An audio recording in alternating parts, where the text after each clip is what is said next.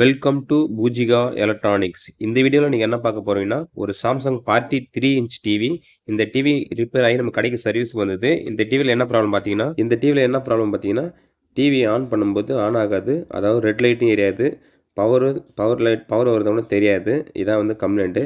Customer என்னன்னு கேட்டேன், கரண்ட்டே வரலன்னு சொல்லியிருந்தாங்க. இப்போ இந்த டிவி நான் ஓப்பன் பண்ணி செக் பண்ணி பார்க்குறேன். இது ரொம்ப சிம்பிளான ரிப்பேர் தான் இது. சாம்சங் டிவி பொறுத்தளவுக்கு ஆல்ரெடி வீடியோ பார்க்குறவங்களுக்கு தெரிஞ்சிருக்கும். சாம்சங்கில் பொறுத்தளவுக்கு பவர் வரலனா ரொம்ப சிம்பிளான ரிப்பேர் தான் இருக்கும். இந்த ரிப்பேர் நான் எப்படி செக் பண்ணி இந்த ஃபால்ட் அட்டெண்ட் பண்ணி கொடுக்குறேன்னு இந்த வீடியோ பார்த்து தெரிஞ்சுங்க. வாங்க வீடியோக்குள்ளே போகலாம். ஃபஸ்ட்டு டிவியில் வந்து பவர் சப்ளை ரிப்பேர்னு வந்தாக்கா நம்ம செக் பண்ண வேண்டியது பார்த்தீங்கன்னா, ஃபஸ்ட்டு ஃபியூஸ் போயிருதான்னு பார்க்கணும். அதுக்கப்புறம் பார்த்தீங்கன்னா டயோடெல்லாம் கரெக்டாக அதுன்னு பார்க்கணும். அதுக்கப்புறம் மெயின் ஃபில்டரில் 300 வோல்ட் வருதான்னு பார்க்கணும். இதை 3 வந்து பார்த்துட்டா அதுக்கப்புறம் ப்ரைமரில் கரெக்டாக இருக்குது. செகண்டில் தான் நம்ம செக் பண்ணணும். இப்போ ஃபஸ்ட்டு நான் பீஸை செக் பண்ணிட்டேன். பீஸ் நல்லாயிருக்கு. அதுக்கப்புறம் பார்த்தீங்கன்னா கெப்பாசிட்டர் செக் பண்ணுறேன். கெப்பாசிட்டர் வந்து பார்த்தீங்கன்னா அதாவது எதுக்கு செக் பண்ணுறேன்னா, சப்போஸ் நம்ம ஆல்ரெடி செக் பண்ணும்போது கெப்பாசிட்டர் வோல்டேஜ் அப்படியே நிற்கி. அதனால் கெப்பாசிட்டர் வோல்டேஜ் ஃபஸ்ட்டு செக் பண்ணிட்டு தான் அதுக்கப்புறம் நம்ம உள்ளே வந்து மல்டிமீட்டர்லையோ இல்லை வந்து வேறு ஏதாவது செக் பண்ண முடியும். ஃபஸ்ட்டு ரிலீஸ் பண்ணிடணும். அதாவது கெப்பாசிட்டர் வோல்ட் ரிலீஸ் பண்ணிவிட்டு தான் அதுக்கப்புறம் நம்ம கை வைக்கணும். இப்போ நான் பவர் சப்ளை கொடுத்துட்டு செக் பண்ணி பார்க்குறேன். ஃபஸ்ட்டு பார்த்தீங்கன்னா அதாவது ஏசி வோல்ட்டு ஒரு 220 வோல்ட் வருது. அதுக்கப்புறம் பார்த்தீங்கன்னா கெப்பாசிட்டரில் ஒரு 300 வோல்ட்டுக்கு மேலே வருது. அது ஏன்னு பார்த்தீங்கன்னா செகண்டில் வந்து ரிலீஸ் ஆகாதனால இந்த 300 வோல்ட்டுன்றது நிற்காது. அப்படியே 300, 400, 500, 600 போயிட்டே இருக்கும். இது மாதிரி வந்து பார்த்தீங்கன்னா இருக்குது. அதாவது பார்த்தீங்கன்னா கரண்ட் செக் பண்ணும்போது கரெக்டாக காமிக்காது. இப்போ வந்து சிஆர்டி டிவியில் நம்ம வந்து ஒரு பவர் டிரான்சிஸ்டர் கலெக்டரில் செக் பண்ணும்போது நம்மளுக்கு ஆக்சிலேஷன் ஒரு மாதிரியா இருக்கும். அதாவது 300 வோல்ட் காமிக்கும், 400 வோல்ட் காமிக்கும், அது மாதிரி தான் காமிக்கும். அப்படி காமிச்சினாக்கா உங்களுக்கு வந்து சப்ளை ஒர்க் ஆகுது. செகண்டில் எதுவும் ஷார்ட்டாக தான் இருக்குதுன்னு அர்த்தம். இப்போ நான் செக் பண்ணும்போது கரண்ட் வந்து போகிற மாதிரி இருக்குது. ஆனால் கரண்ட் கரெக்டாக வந்து தான் இருக்குது. இப்போ பவர் சப்ளை செக் பண்ணிட்டேன். கரண்ட் வந்து போகிற மாதிரி இருக்குது. இதே ஃபில்டரில் பார்த்தீங்கன்னா கிட்டத்தட்ட ஒரு 600 வோல்ட் கிட்ட காமிக்குது. இந்த 600 வோல்ட் வந்து பார்த்தீங்கன்னா அதாவது நம்ம டிவி ஆனில் இருக்கும்போது சப்போஸ் செகண்டில் வந்து ஷார்ட் இருந்தாக்கா இந்த கெப்பாசிட்டியில் சப்ளை நிற்கி.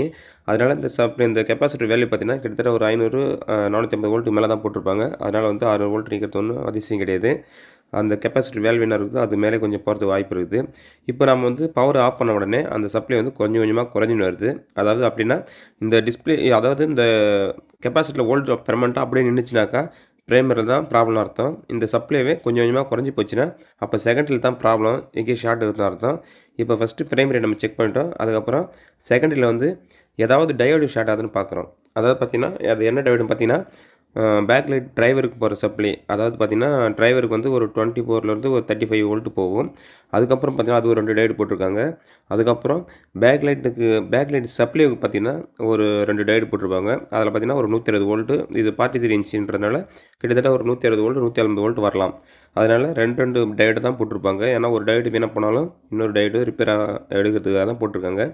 இப்போ 2 டயோடில் பார்த்தீங்கன்னா பேக் லைட்டுக்கு போகிற டயோடு நல்லா இருக்குது. அதாவது பேக் லைட்டு டிரைவர் இன்புட்டுக்கு போகிற டயோடு மட்டும் ஒன்று வந்து ஷார்ட்டாக இருக்குது. அப்புறம் இந்த டயோடு வந்து சில பேர் நம்பர் கிடைக்கலன்னு சொல்லிட்டு வேறு டயோடு போடலாமான்னு கேட்குறாங்க. அவங்களுக்காக தான் அந்த வீடியோவும் ஒரு ஸ்பெஷலாக போட்டிருக்கிறேன். அது காரணம் பார்த்தீங்கன்னா இதே டயோடு தான் போடணும் அவசியமே கிடையாது. இப்போ நம்ம வந்து இந்த வீடியோவில் பார்த்தீங்கன்னா இந்த பழைய டயோடை கட் பண்ணி எடுத்துகிட்டு நம்ம புது டயோடு போகிறதில்ல, நம்ம கடையில் இருக்கிற பழைய ஸ்கிராப்லேருந்து எடுத்து தான் போட்டு கொடுக்க போகிறோம். அது நீங்கள் அதே நம்பர் போடணும் அவசியம் இல்லாதனால தான் இந்த பழைய டயோடு போட்டால் நம்ம எப்படி செக் பண்ணுறதுன்னா உங்களுக்கு வந்து தெளிவாக சொல்லியிருப்பேன். வீடியோ நல்லா கவனமாக பாருங்கள். இது உங்களுக்காக ஸ்பெஷலான வீடியோ தான் இந்த வீடியோ. இப்போ டயோடை கட் பண்ணி விட்டுட்டு சப்ளை செக் பண்ணும்போது சப்ளை வந்து கரெக்டாக வருது. அதாவது பேக் லைட் சப்ளை போகிறது வந்து பார்த்தீங்கன்னா ஒரு 150 மேலே சப்ளை போகுது. பேக் லைட் டிரைவர் இன்புட்டுக்கு போகிறது ஒரு 24 வோல்டேஜ் சப்ளை வருது. இந்த கண்டிஷனில் பார்த்தீங்கன்னா டிவி வந்து ஆன் ஆகிற கண்டிஷன் தான் இது.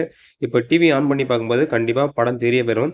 நம்ம வந்து இப்படியே வந்து கஸ்டமருக்கு கொடுக்கக்கூடாது. ஏன்னா இப்போ சிங்கிள் டயோடில் சப்ளை போகிறதுனால அந்த டயோடு ஹீட் ஆகி கிட்டத்தட்ட 1 வாரம் 10 நாள்லேயே ரிட்டர்ன் வந்துடும். அதனால் ஒரே டயோடு போட்டு செக் பண்ணக்கூடாது. நம்ம 2 டயோடு போட போகிறோம். இன்னொரு டயோடு வந்து கடையில் வாங்கலை, நம்ம பழைய ஸ்கிராப்பில் தான் எடுத்து போட போகிறோம்.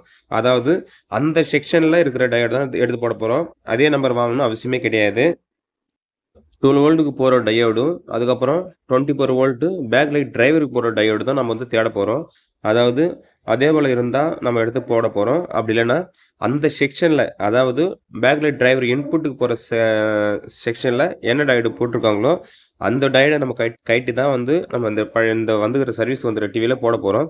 இப்போ பாருங்கள் இந்த போர்டில் ஏகப்பட்ட டயோடு இருக்குது. கண்டிப்பாக இந்த நம்பர் உள்ள டயோடு கண்டிப்பாக இருக்கும்.